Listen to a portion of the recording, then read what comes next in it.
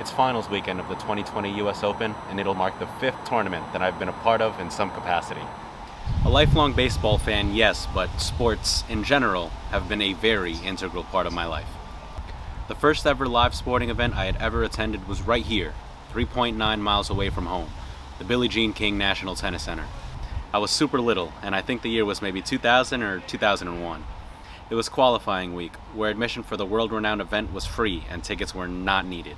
My grandfather took me, and we could sit anywhere we wanted in this very stadium, Arthur Ashe Stadium, the world's largest tennis venue. But for some reason, we went all the way to the last row, row Z. So listen, I'm not gonna lie, it's not like I remember much, but like many things from our respective childhoods, there's little bits and pieces that you can gather. I remember the first time I ever walked out one of those tunnels of a sports venue and out to the sea of seats. I remember climbing these very stairs in this promenade section like it was Mount Everest itself. And lastly, I remember my grandfather locking into the tennis match like it was the showdown of the century, but it was qualifying week, so odds are the magnitude was pretty low.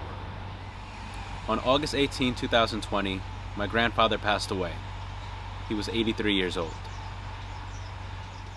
Obviously for everyone, this tournament has been very different.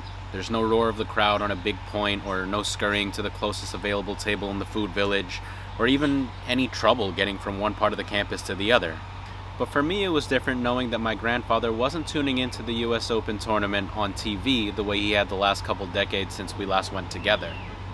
Instead, he's here with me right now, in the last row, even though he's got any seat available to him in the stadium.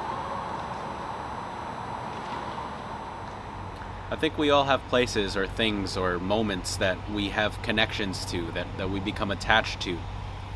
The 2020 US Open tournament was really poetic for me, like full circle, almost. I say goodbye to my last grandparent from the very first place I said hello to my first love, which is sports. And I think that that's a really, really beautiful way of celebrating a life that was really, really full of joy. Thank you for sharing this experience with me. I appreciate you watching this.